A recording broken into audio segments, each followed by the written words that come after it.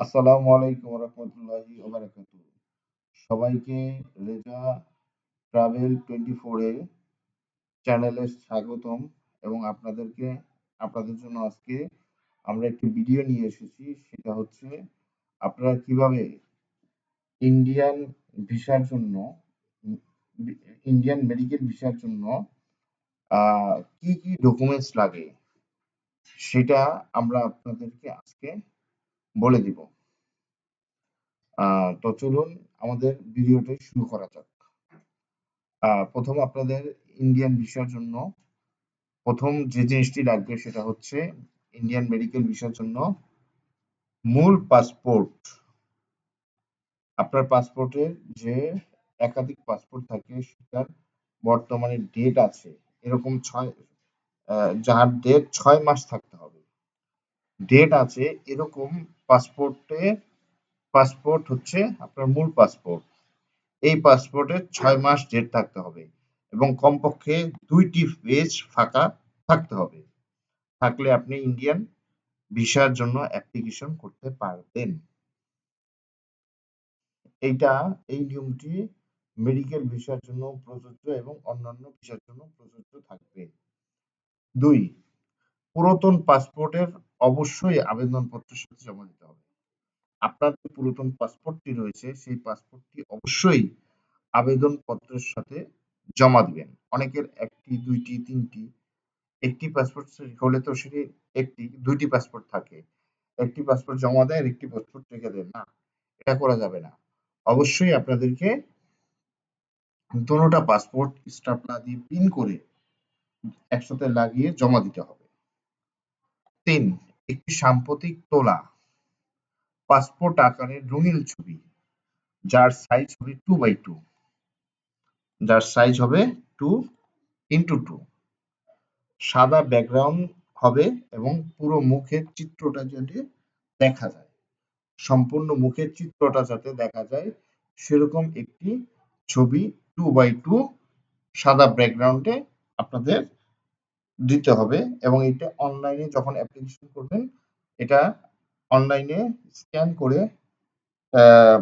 ফোল্ডারের মধ্যে সাবমিট করতে হবে এবং আবেদনপত্রের সাথে সেটি যুক্ত করে দিতে হবে। 3, ন্যাশনাল আইডি কার্ড বা জন্ম নিবন্ধনের একটি কপি যেটি প্রযোজ্য হবে। এখন আসি ন্যাশনাল আইডি কার্ড কার জন্য প্রযোজ্য। ন্যাশনাল আইডি কার্ড হচ্ছে যাদের বয়স 18 বছরের বেশি তাদের জন্য ন্যাশনাল আইডি কার্ড দিতে হবে। যদি আপনার 18 বছরের বেশি হয়ে থাকে অবশ্যই আপনার ন্যাশনাল আইডি কার্ড লাগবে। যাদের বয়স 18 বছরের কম, স্টুডেন্ট এবং অন্যান্য ছোট বাচ্চা এদের জন্য জন্ম নিবন্ধনের একটি কপি লাগবে। জন্ম সনদের একটি কপি লাগবে। 4, বসবাসের প্রমাণ। আপনি যে বাংলাদেশের নাগরিক এবং আপনার বাসস্থানটা কোথায় সেটাকে অবশ্যই আপনাকে প্রমাণ হিসেবে দেখাতে হবে। বাসস্থানের যে জিনিসগুলো রাখতে পারে, বিদ্যুৎ বিলের কপি। এখন আমাদের ম্যাক্সিমাম মানুষের প্রিপেইড বিল ইউজ করি, ব্যবহার করি। সো আমাদের প্রিপেইড বিল অথবা পোস্টপেইড বিল হলে আপনার সেটার মেয়াদ 6 মাসের কম নয় এরকম বিল আপনি সংযুক্ত করবেন। 6 মাসের বেশি হলে আপনি সংযুক্ত করবেন না। যাদের প্রিপেইড বিল ব্যবহার করেন তারাও দিতে পারেন অথবা তারা তাদের তো আবার বিলের কাগজ হয় না, সেক্ষেত্রে আপনারা গ্যাসের বিল জমা দিতে পারেন। গ্যাসের বিল গ্যাসের বিল জমা দেওয়ার ক্ষেত্রে আপনাকে অবশ্যই 6 মাসের মেয়াদ, মানে 6 মাস পূর্বে আপনি যে বিলটি জমা দিয়েছেন এই এর মধ্যে যে বিলটি আপনি পেয়েছেন সেটি জমা দিতে হবে। ল্যান্ডলাইন অথবা টেলিফোন বিল, ল্যান্ডলাইনের একটি অনুলিপি, টেলিফোন বিলের অনুলিপি। ল্যান্ড ফোনের যে বিলটা অথবা telephone bill, gas bill, telephone bill, বিদ্যুৎ বিল, এই বিলের কপিগুলো আপনাকে জমা দিতে হবে এবং 9 মাসের বেশি পুরাতন হওয়া যাবে না। 6, আর্থিক প্রমাণ। আপনি যে ইন্ডিয়াতে গেলে আপনার আপনি ইন্ডিয়া গিয়ে আপনি পর্যাপ্ত পরিমাপে আপনি ফিরে আসবেন, তার একটি আর্থিক প্রমাণ দেখাতে হবে। আপনি ভ্রমণ করতে যে অথবা মেডিকেল ভিসায় গেলে আপনি ট্রিটমেন্ট নিতে যে সক্ষম, সেটা আপনাকে প্রুফ দিতে হবে। সেই প্রুফ দেওয়ার জন্য কি করতে হবে? বৈ বৈদেশিক মুদ্রার আবেদনকারীর প্রতি $150 সমতুল্য ব্যাংক এন্ডোর্সমেন্ট করতে হবে। $150 যে পরিমাণে অর্থ হয়, সেটাকে আপনার সেইটা টাকা সহ আপনাকে ব্যাংক এন্ডোর্সমেন্ট করতে হবে, ডলার এন্ডোর্সমেন্ট করতে হবে। ব্যাংক কর্তৃক এন্ডোর্সমেন্ট করবে ডলার। আপনার পাসপোর্টের একটি পেজের মধ্যে ডলার এন্ডোর্সমেন্ট করে দিবে এবং তার মেয়াদ আবেদনপত্র থেকে 3 মাস হবে। যার মেয়াদ হবে 3 মাস। আপনি আজকে আবেদন করছেন, আগামী 3 মাসের মধ্যে এই ব্যাংক এন্ডোর্সমেন্ট কপিটা জমা দিতে পারবেন। 3 মাসের অতিরিক্ত হলে আপনি আপনার এই ব্যাংক এন্ডোর্সমেন্ট গ্রহণযোগ্য হবে না এবং ব্যাংকের সার্টিফিকেট সহ আপনাকে দেখাতে হবে। ব্যাংক সার্টিফিকেট সহ আপনাকে এই আর্থিক প্রমাণের জন্য আপনাকে ব্যাংক সার্টিফিকেট সহ দেখাতে হবে, যদি আপনি ব্যাংক এন্ডোর্সমেন্ট করেন সেক্ষেত্রে। আর যদি আপনি বলেন যে আমার ব্যাংক এন্ডোর্সমেন্ট করবো না, আমার ব্যাংক স্টেটমেন্ট ভালো আছে, তো ওকে, আপনি ব্যাংক স্টেটমেন্টে আপনি কমপক্ষে 6 মাসের গত 6 মাসের ব্যাংক স্টেটমেন্ট দেখাবেন এবং যেখানে কমপক্ষে বাংলাদেশি মুদ্রায় 20,000 টাকা দেখাতে হবে বা আন্তর্জাতিক ক্রেডিট কার্ডের অনুলিপি বা ভ্রমণ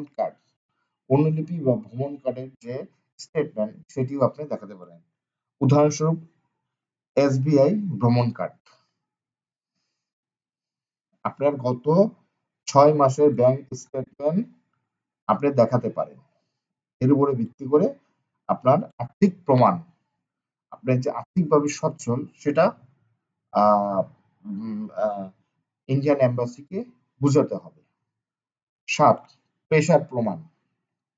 আপনি যে পেশাই হন না আপনি হন না কেন, যে পেশাতে আপনি অবলম্বন করেন না কেন, তার একটি প্রমাণপত্র দিতে হবে। যদি আপনি সরকারি কর্মচারী হন, সরকারি আদেশের অনুলিপি দিতে হবে। আবেদনকারী যদি সরকারি কর্মচারী হয়, সরকারি কর্মচারীর ক্ষেত্রে আপনার আবেদনকারীর সরকারি আদেশের অনুলিপি আপনাকে জমা দিতে হবে। যদি আপনি কোনো কোম্পানি বা প্রাইভেট চাকরি করেন, তাহলে নিয়োগকর্তার কাছ থেকে প্রশংসাপত্র বা NOC নিতে হবে। নিয়োগকর্তা মানে যে কোম্পানিতে আপনি কর্মরত আছেন অথবা যে প্রাইভেট প্রতিষ্ঠানের মধ্যে আপনি কর্মরত আছেন, সেখান থেকে আপনাকে অবশ্যই একটি NOC নিতে হবে যদি আপনি প্রাইভেট অথবা বেসরকারি কর্মচারী হয়ে থাকেন। যদি আপনি ব্যবসায়ী হন, সেই ক্ষেত্রে আপনার ট্রেড রেজিস্ট্রেশন বা ট্রেড লাইসেন্স সেটা একটি অনুলিপি ব্যবসায় প্রতিষ্ঠানে প্রদত্ত, যা বাংলাদেশ সরকার কর্তৃক আপনাকে প্রদান করেছেন। আপনি এটা দ্বারা স্বনিযুক্ত ব্যক্তির ক্ষেত্রে বুঝাবে আপনি স্বনির্ভর, আপনি একজন ব্যবসায়ী। এবার আসেন, যদি আপনি স্টুডেন্ট হয়ে থাকেন, শিক্ষা প্রতিষ্ঠান থেকে পরিচয়পত্র একটি অনুলিপি, আপনার যে শিক্ষা প্রতিষ্ঠানের যে একটি কার্ড রয়েছে, সেই কার্ডটি আপনাকে দেখাতে হবে যদি আপনি একজন ছাত্র হন। এরপর চলে আসেন, আপনি যদি একজন অবসরপ্রাপ্ত একজন কর্মকর্তা অথবা কর্মচারী হন, সেই ক্ষেত্রে আপনাকে অবশ্যই অবসরের কাগজপত্র একটি অনুলিপি দিতে হবে। আপনি যে অবসরপ্রাপ্ত হয়েছেন সেটা একটি অনুলিপি দিতে হবে যদি আবেদনকারী একজন অবসরপ্রাপ্ত সরকারি কর্মচারী হয় সেই ক্ষেত্রে। এবার চলে আসুন, এখানে 1 থেকে 7 পর্যন্ত medical visa, tourist visa, double entry visa সবকিছুর ক্ষেত্রে এই নিয়মটি প্রযোজ্য হবে। 1 থেকে 7 আপনার মূল পাসপোর্ট, পুরাতন পাসপোর্টের আবেদনপত্র সাথে জমা দিতে হবে। সাম্প্রতিক তোলা 2x2 সাদা ব্যাকগ্রাউন্ডে মুখ যাতে স্পষ্ট বোঝা যায় সেটা একটা ছবি দিতে হবে, ন্যাশনাল আইডি কার্ড অথবা জন্ম সনদ, বসবাসের প্রমাণপত্র, বিদ্যুৎ বিল, গ্যাস বিল, ল্যান্ডলাইন অথবা টেলিফোন বিলের যার মেয়াদ 6 মাসের কম, আর্থিক প্রমাণ। আপনাকে $150 ব্যাংক ইনভেস্টমেন্ট করতে হবে, যা 3 মাসের মেয়াদ থাকবে, এবং ব্যাংক সার্টিফিকেট থাকতে হবে, অথবা 6 মাসের ব্যাংক স্টেটমেন্ট দিতে হবে, এবং পেশার প্রমাণপত্র। যদি আপনি সরকারি কর্মচারী হন, তাহলে সরকারি আদেশের অনুলিপি দিতে হবে। যদি বেসরকারি হন, প্রশংসাপত্র বা এনওসি দিতে হবে। যদি আপনি একজন ব্যবসায়ী হন, তাহলে ট্রেড লাইসেন্স বা ট্রেড রেজিস্ট্রেশন দিতে হবে। শিক্ষা প্রতিষ্ঠানে যদি আপনি একজন ছাত্র হন, তাহলে শিক্ষা প্রতিষ্ঠানের যে পরিচয়পত্রটি রয়েছে সেটির অনুলিপি দিতে হবে। যদি আপনি একজন অবসরপ্রাপ্ত কর্মকর্তা অথবা কর্মচারী হন, তাহলে আপনার অবসরের কাগজপত্রের একটি অনুলিপি দিতে হবে। এবার আসুন, আমরা যারা মেডিকেল ভিসার জন্য অ্যাপ্লিকেশন করব, তাদের জন্য কি কি নথিপত্র সাথে দিতে হবে? মেডিকেল রিপোর্ট সহ স্থানীয় ডাক্তারের কাছ থেকে অসুস্থ বা রোগের সমর্থনে প্রয়োজনীয় চিকিৎসা নথিপত্র। আপনি যে অসুস্থ, সেটা বাংলাদেশের স্থানীয় কোনো ডাক্তার কর্তৃক আপনাকে প্রমাণ দেখাতে হবে।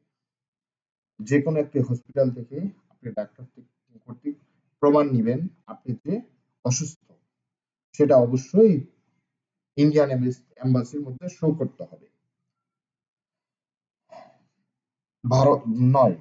ভারতীয় হাসপাতালের বৈধ অ্যাপয়েন্টমেন্ট লেটার।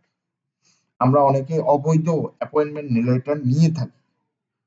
মনে রাখবেন, আপনি অবৈধ অ্যাপয়েন্টমেন্ট লেটার নিলে আপনার জন্যই ক্ষতি।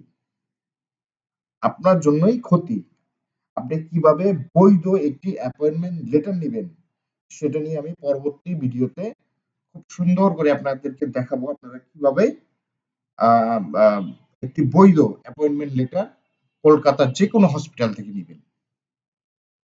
তো পরবর্তী ভিডিওটি দেখার জন্য আপনাকে আমন্ত্রণ জানালাম। এখন বৈধ অ্যাপয়েন্টমেন্ট লেটারটি আপনি কিভাবে বুঝবেন আপনার এটা বৈধ অ্যাপয়েন্টমেন্ট লেটার? ভারতীয় হসপিটালের প্যাডে, আপনি যে হসপিটালে যাবেন সেই হাসপাতালের প্যাডে, সেই হসপিটালের প্যাডে অবশ্যই আবেদনকারী এবং পরিচর্যাকারী অর্থাৎ অ্যাটেন্ডেন্টের নাম, আবেদনকারী এবং অ্যাটেন্ডেন্টের নাম এবং উভয় পাসপোর্টের বিবরণ, মেডিকেলের নাম, ঠিকানা, ডাক্তারের নাম, অ্যাপয়েন্টমেন্টের তারিখ হাইলাইট করে উল্লেখ থাকতে হবে। আমি আবার বলছি, ভারতীয় হসপিটালের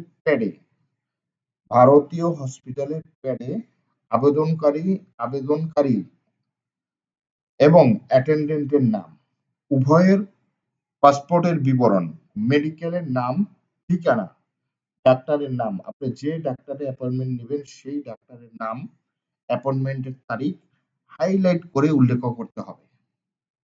2, অপ্রাপ্তবয়স্ক আবেদনকারীর জন্য পিতামাতাকে অবশ্যই বাধ্যতামূলক চিকিৎসা পরিচর্যক বা অ্যাটেন্ডেন্ট হিসাবে সঙ্গে আনতে হবে। অপ্রাপ্তবয়স্ক অনেক ছেলেরা আছে যারা